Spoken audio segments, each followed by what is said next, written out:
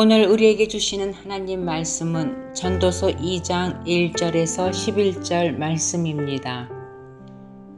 나는 내 마음에 이르기를 자 내가 시험 삼아 너를 즐겁게 하리니 너는 낙을 누리라 하였으나 보라 이것도 헛되도다.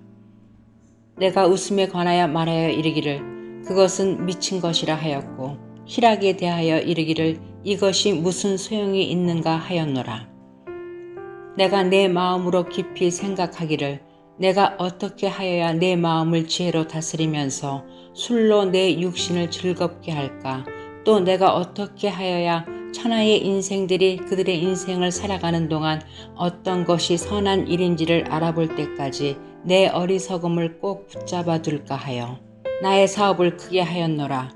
내가 나를 위하여 집들을 짓고 포도원을 일구며 여러 동산과 과원을 만들고 그 가운데 각종 과목을 심었으며 나를 위하여 수목을 기르는 살림에 물을 주기 위하여 못들을 팠으며 남녀노비들을 사기도 하였고 나를 위하여 집에서 종들을 낳기도 하였으며 나보다 먼저 예루살렘에 있던 모든 자들보다도 내가 소와 양떼의 소유를 더 많이 가졌으며 은금과 왕들이 소유한 보배와 여러 지방의 보배를 나를 위하여 쌓고 또 노래하는 남녀들과 인생들이 기뻐하는 처첩들을 많이 두었노라. 내가 이같이 창성하여 나보다 먼저 예루살렘에 있던 모든 자들보다 더 창성하니 내 지혜도 네게 여전하도다. 무엇이든지 내 눈이 원하는 것을 내가 금하지 아니하며 무엇이든지 내 마음이 즐거워하는 것을 내가 막지 아니하였으니 이는 나의 모든 수고를 내 마음이 기뻐하였음이라. 이것이 나의 모든 수고로 말미암아 얻은 몫이로다. 그 후에 내가 생각해 본즉 내 손으로 한 모든 일과 내가 수고한 모든 것이 다 헛되어 바람을 잡는 것이며 해 아래에서 무익한 것이로다.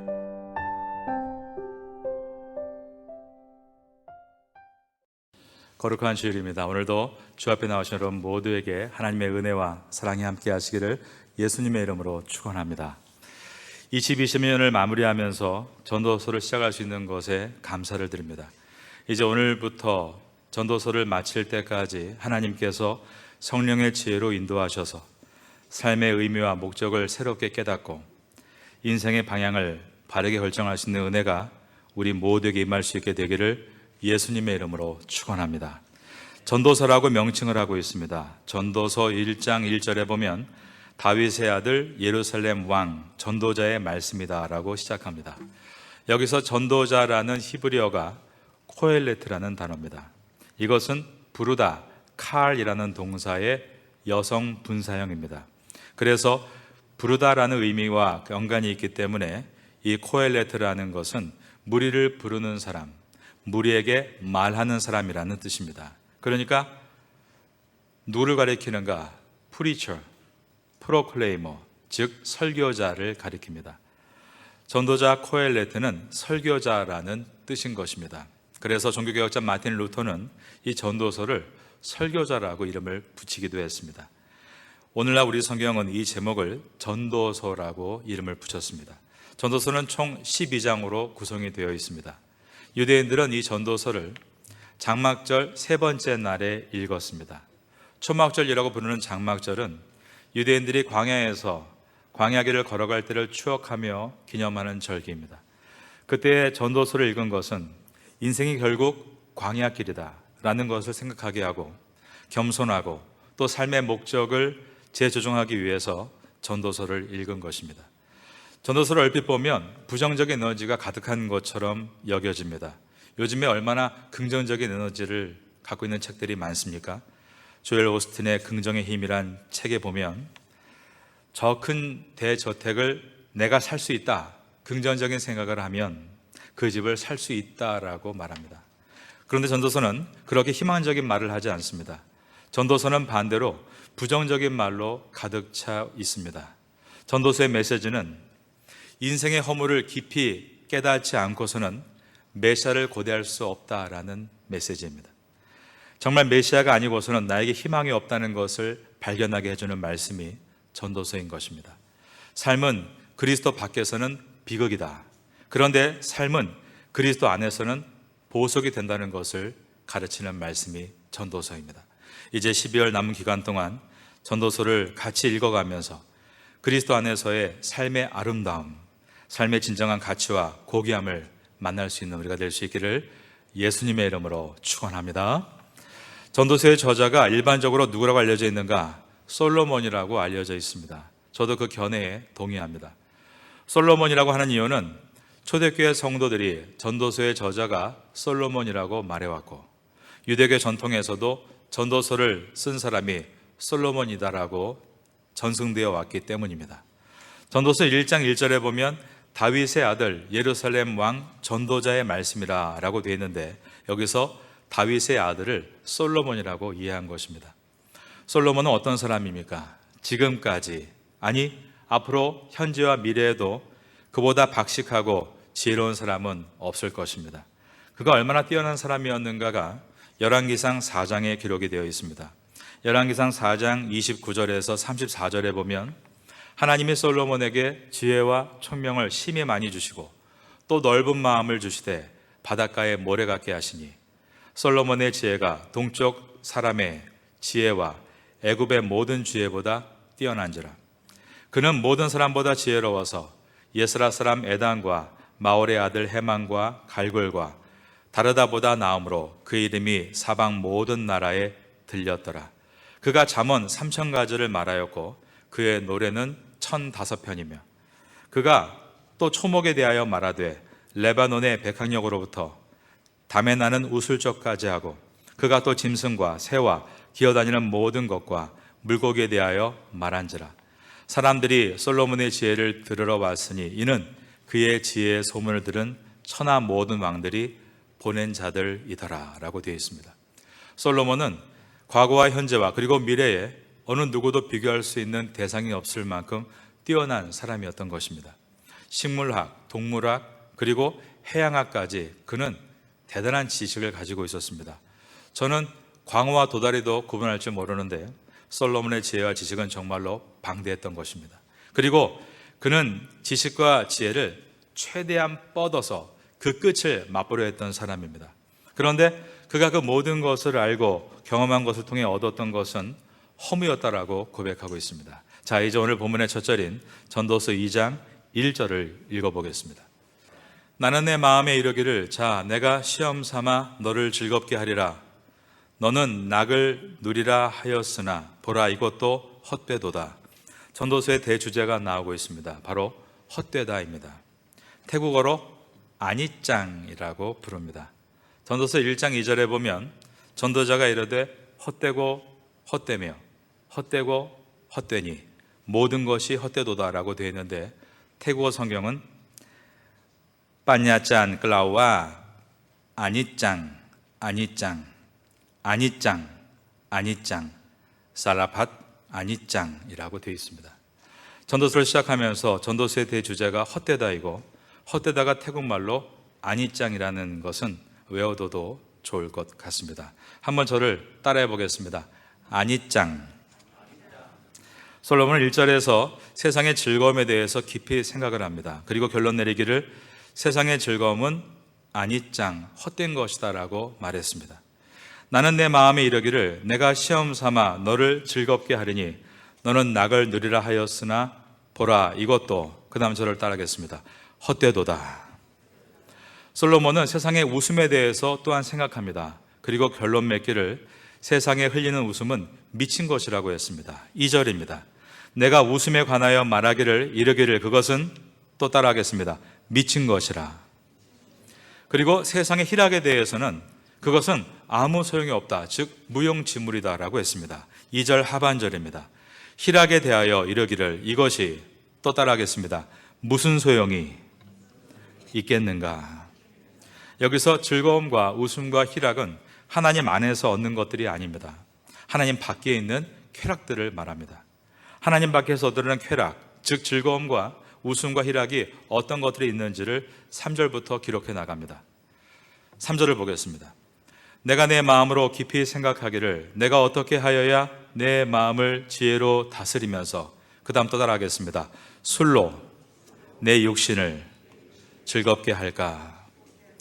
전도서를 기록한 솔로몬은 술로서 자신을 즐거움과 웃음과 희락의 끝에 다다르게 할 수 있을 것이라고 생각을 했습니다. 이것은 중독에 관한 이야기입니다. 한국 남자들, 특별히 한국 직장 생활을 하시는 분들, 2차, 3차 술을 마시고 밤을 새는 일들이 비일비재하다고 들었습니다.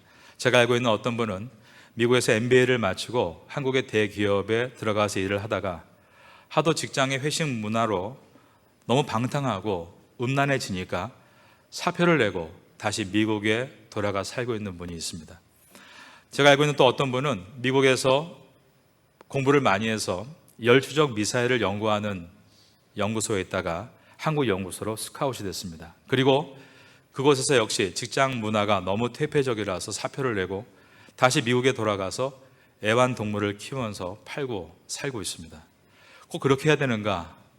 그런 생각도 듭니다. 하지만 술이 싫은 사람에게 술로 시작해서 술로 마치는 환경에 지라는 것이 죽을 만큼 힘들 수 있겠구나라는 마음도 갖게 됩니다. 2절에서 솔로몬은 내가 웃음에 관하여 말하기를 그것은 미친 것이라 라고 했습니다. 이 자리에 앉아 계신 분 가운데 술에 대한 미치광이는 없다라고 생각합니다. 하지만 나에게 있어서 무엇이 중독인가 한번 돌아볼 수 있기를 바랍니다. 요즘 내가 빠져 있는 것이 쇼핑이라고 말하는 분들 있었습니다. 내가 빠져 있는 것이 게임 중독이라고 하는 분들도 있습니다. 내가 요즘에 빠져 있는 것이 골프이다라고 말하는 분들 참 많이 있는 것을 봤습니다. 여러분, 사도행전 6장 4절에 보면 사도들은 이렇게 말합니다. 우리는 오로지 기도하는 일과 말씀 사역에 힘쓰리라. 우리가 정말 오로지 중독되어야 될 것은 말씀과 기도이다라고 했습니다. 말씀과 기도에 중독되면 세상의 중독으로부터 벗어날 수 있습니다. 정신적 고통으로부터 벗어날 수 있습니다. 말씀과 기도는 우리를 중독으로부터 끊게 해주는 하나님의 능력입니다. 전도서를 시작하면서 말씀을 쓰고 묵상하고 새벽에 나와 기도하심으로 세상의 중독으로부터 벗어날 수 있는 성도가 될 수 있기를 예수님의 이름으로 축원합니다. 하나님 밖에서 얻으려는 쾌락, 즐거움과 웃음과 희락이 어떤 것들이 있는가? 첫 번째가 중독이라면 두 번째는 자기를 위해 쌓는 것입니다. 4절과 5절을 보겠습니다.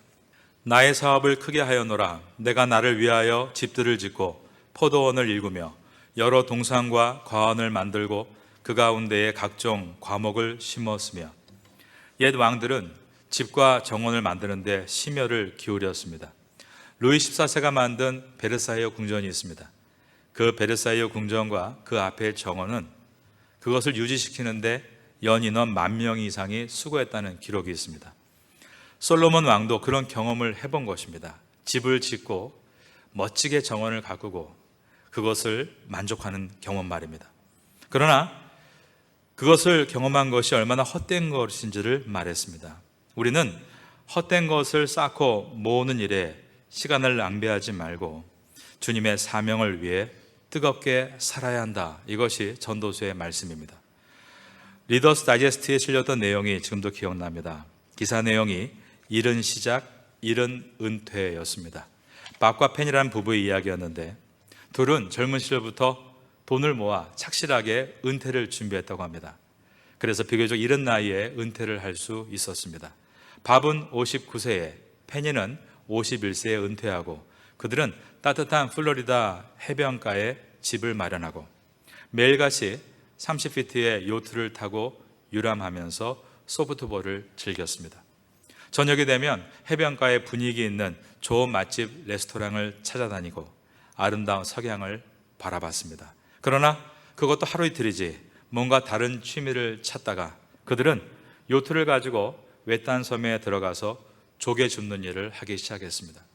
예쁜 조개들이 점점 늘어나자 집 한 공간을 조개를 컬렉션하는 방으로 꾸미고 장식하기 시작했습니다. 존 파이퍼라는 목사님이 큰 스테디움에서 수많은 청년들에게 프리처, 전도자가 돼서 설교할 때 이 내용을 예로 든 일이 있었습니다. 그분은 말하기를 이것이 얼마나 큰 비극입니까? 라고 했습니다. 그들이 훗날 시간이 지나 숨을 거두고 난 후 하나님 앞에 섰을 때 하나님께서 사랑하는 내 자녀야, 너희는 이 땅에 사는 동안 무엇을 하다가 왔느냐라고 물으실 때 저는 남은 시간을 조개를 줍다가 왔습니다 라고 대답하는 것이 가장 큰 비극이다라고 말씀하신 것입니다. 남은 인생을 복음을 위해 뜨겁게 살아가야 한다라는 메시지였습니다. 여러분은 남은 인생을 복음을 위해서 뜨겁게 살아가시기를 주님의 이름으로 축원합니다. 8절을 보겠습니다. 은금과 왕들이 소유한 보배와 여러 지방의 보배를 따라하겠습니다. 나를 위하여 쌓고. 물질은 분명 우리에게 필요합니다.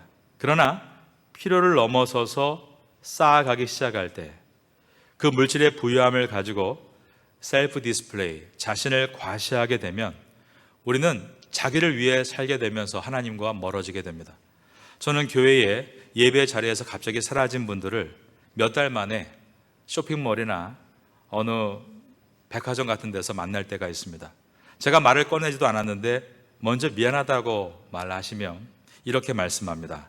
얼마 전에 집을 사서요. 집을 꾸며야 해서 도통 시간이 안 나네요. 집 정리만 마치면 곧바로 교회 가겠습니다 라고 말합니다. 그들은 마치 하나님이 당장 필요하지 않은 것처럼 말합니다. 나를 위해 살기 시작하면 하나님과 멀어지는 것입니다. 예수님은 요한복음 21장 18절에서 베드로에게 다음과 같이 말씀하셨습니다.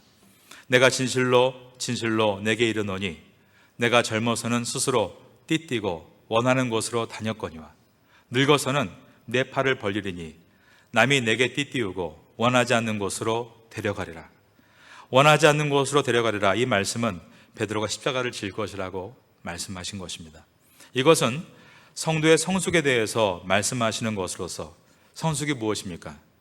내 눈이 원하는 대로 하는 것이 아니라 내 마음이 원하는 대로 하는 것이 아니라 하나님이 원하시는 것을 하는 것이 성숙의 본질이라는 것입니다. 하나님 밖에서 얻으려는 쾌락이 어떤 것들이 있는가? 첫째가 중독이요, 둘째가 자기를 위해서 성공하는 것이라면 세 번째는 성적인 즐거움, 섹슈얼 플레저라고 했습니다. 8절 하반절을 보겠습니다. 또 노래하는 남녀들과 인생들이 기뻐하는 그 다음 절을 따라하겠습니다. 첩들을 많이 두어너라. 물질적으로 자기를 위해서 물질을 쌓다 보면 결과적으로 성적 쾌락이 함께 따라가게 됩니다. 바람 피는 남성들 많고 바람 피는 여성들도 많습니다. 언제 바람을 피는가? 통계를 보니까 경제적으로 어려울 때가 아닙니다. 경제적으로 여유가 있을 때 바람을 피웁니다. 9절을 보겠습니다. 내가 이같이 창성하여 나보다 먼저 예루살렘에 있던 모든 자들보다 더 창성하니. 솔로몬은 과거에 그런 삶을 살았다라고 고백하고 있고 자신의 부유함이 나보다 먼저 예루살렘에 있던 모든 자보다 더했다라고 하는데 이것은 선왕들을 기준으로 말하고 있는 것입니다. 우리가 사람을 기준으로 나를 생각하게 되면 남보다 조금 높으면 교만해지고 남보다 낮으면 열등감에 빠지게 됩니다. 솔로몬은 이러한 시행착오를 경험했다는 것입니다. 그리고 난 다음에 모든 것이 헛되고 무익한 것이었다라고 말합니다. 오늘 본문의 마지막 절인 11절입니다. 그 후에 내가 생각해 본즉 내 손으로 한 모든 일과 내가 수고한 모든 것이 다 헛되며 바람을 잡는 것이며 해 아래에서 무익한 것이로다. 전도서는 삶의 의미를 부정하는 책이 아니라 적극적으로 삶의 의미를 찾아내는 순례의 책입니다. 전도서의 기록 목적은 하나님 밖의 현실은 허무이다. 그러니 하나님 안에서 다시 뜨겁게 열정을 회복해야 한다는 말씀입니다. 아까 소개해드린 존 파이버 목사님이 수많은 청년들 앞에서 조개를 줍다 인생을 마친 밥과 페니의 부부 얘기를 한 다음에 이어서 루비와 로라의 이야기를 합니다. 이 두 분은 여성들로서 80세가 넘은 선교사님들이었습니다. 한 분은 평생을 간호사로 일했고 한 분은 평생을 의사로 봉직했습니다. 이분들은 평생 신실한 크리스찬으로 사회에 공헌하다가 마지막 남은 일생을 불쌍하고 고통스러운 삶을 살고 있는 아프리카인들을 섬기겠다며 카메룬의 산악 지역에서 선교를 했던 분들입니다. 그런데 어느 날 다른 산마을로 운전을 하고 하다가 자동차 브레이크가 파열해서 절벽에 추락해서 순직하고 말았습니다. 이때 존 파이퍼 목사님은 청년들에게 큰 소리로 물었습니다. 여러분, 방금 말씀드린 이 두 그룹 중에 어느 쪽이 정말 비극입니까? 80세가 넘은 두 여인이 자신들과 비슷한 연령의 사람들은 은퇴하고 요트를 타고 조개를 줍고 있을 때 평생 주님을 위해서 힘들고 고통스러운 삶을 살아가는 이들을 섬기고 살다가 순간에 주님의 품에 안기게 된 것이 과연 비극입니까? 파이퍼 목사님은 단호하게 말합니다. 아닙니다. 그것은 결코 비극이 아닙니다. 비극은 마지막 순간까지 남을 돕다가 죽는 것이 비극이 아니라 마지막 순간까지 자기가 좋아하는 일을 하며 조개를 주다 죽는 것이 비극입니다 라고 말했습니다. 설교를 마치려고 합니다. 전도서는 코엘레트, 설교자라는 뜻입니다.